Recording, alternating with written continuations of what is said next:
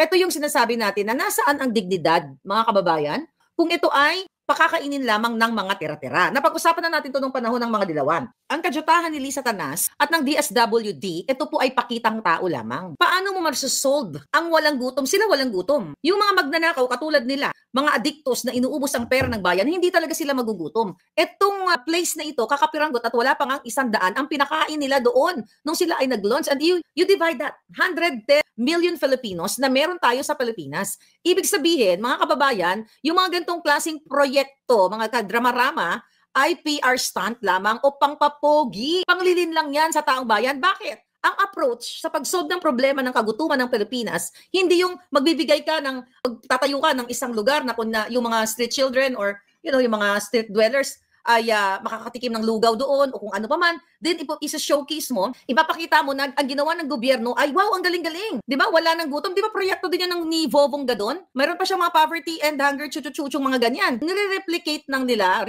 duplicate, mga kadyutahan nilang mga walang kasusta-sustansya na mga proyekto. Ito ay mga pangbangag lamang. Ang punot dulo ng kadyutahan, kagutuman ng Pilipinas ay ang pangawat nila. Ang smuggling business nila.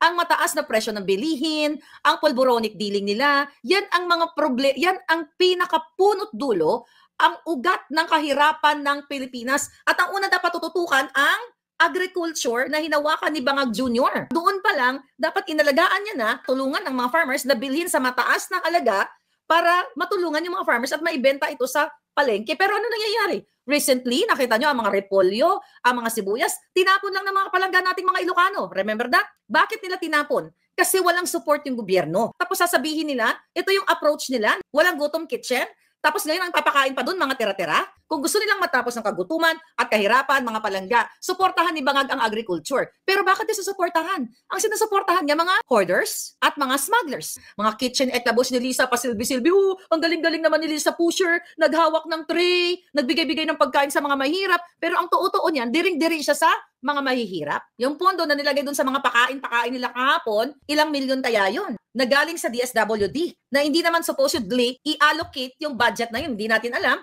na nagbumili lang sila, baka ang nagastos na nila 20,000 pesos doon sa mga pagkapagkain na yon kasi walang transparency sa gobyernong ito. Tapos yung pala, 20 million ang binudget nila dito kahapon. Sabi nga natin, ito ay isang band-aid solution. Ito ay pagpapanggap. Imagine mo, ito ay ang mga ipapakain dito, mga tira-tira nga sa restaurant at yung mga near expiry. Ibig sabihin, malapit na mabulok. Siyempre, kung ikaw naman ay street dweller, kasi wala kang kinakain, talaga naman kakain ka ng near expiry o kahit expired na. So itong kitchen na ito ay lahat ay pagpapanggap. Kasi kung gusto nila kayong bigyan ng dignidad, number 1, trabaho ang ibibigay nila sa'yo, livelihood program. Wala pa 100 yung pinakain nila doon. Nag-picture-picture sila, nagdrama-drama sila. Paano naman yung mga nagugutom sa Luzon, Visayas, Mindanao? Saan sila pupunta? Yung mga nasa Bisaya, magkanto pa sila sa Harrison, manamok, dyan sa kakapiranggot na mga pagkain at near expiry o expired na?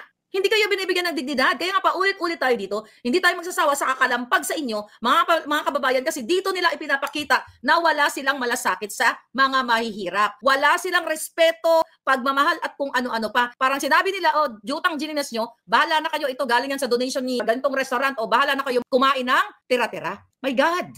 Papayagan nyo ba itong mga kasinungalingan ni Bangag Jr. ng DSWD na walang gutom kitchen eklabush? Kasi kasama dito sa programa nila yung zero wastage na pinroyekto din ng mga dilawan. Kaya dilawan-pulawan equals bangagan. Nagalit tayo sa mga dilawan. Bakit di pa kakainin ng tira-tira yung mga Pilipino? Bakit hindi nyo bigyan ng trabaho? Sustainable ba yan? Mayroon bang regulation na yung magdo-donate, may mag-make sure ba na yung pagkain ay hindi na-contaminate? Kasi yung mga tira-tirang pagkain na yan sa restaurant, ako nagtrabaho ako sa restaurant, di ba? Yung iba dyan talagang wala na sa tamang standard. Mga bahaw na, tira na, yung tira, nagalo-halo na minsan yan. Kasi ang tingin nga sa inyo is mga pusali. Ang tingin sa inyo ay wala naman kayong kwentang sa lipunan.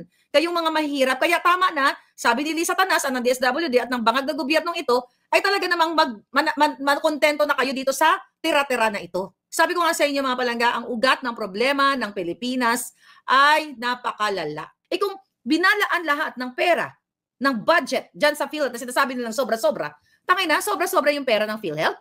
Pero ang daming may mga sakit na nagkandamatay na lang dahil hindi nabibigyan ng kalinga na nakalagay dyan sa batas na yan. Now, may pera ka, wala, indigent ka, purdoy ka, ay meron kang constitutional rights na magpagamot sa mga pampubliko, even private hospital, dahil ang magbabayad ay ang institusyon. Sino ang institusyon? Ang gobyerno, ang PhilHealth. So kung gusto talaga nila maibsan ng kagutuman, kasama yan.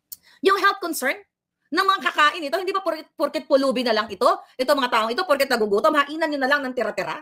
Paano masisiguro kung ito ay safe na kainin, itong mga tira-tira na ito? Di ba? Propaganda ito na walang katuturan. Gusto lang nila magpa-picture pogi. Ito yung mga headline, Liza Tanas, naging servidora na mukhang, mukhang palaka o ang butod, mudlo.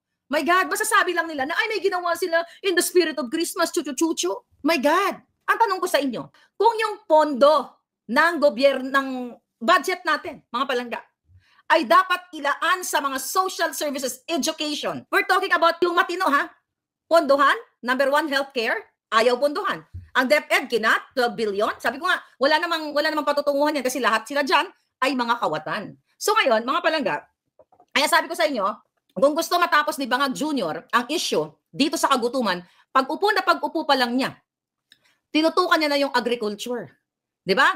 Sinumulan niya sa mga magsasaka, sa mga farmers, suportahan, irrigation, pang-abono, pautang na zero tubo. Kung instead of zero wastage na yan, sinuportahan niya kayong mga magsasaka, kayong mga nasa probinsya na magpautang ng zero interest. Anyway, isa sa ginawa ng bansang Thailand or Vietnam, I think pareho lang ginawa nila, inuna nila yung mga probinsya.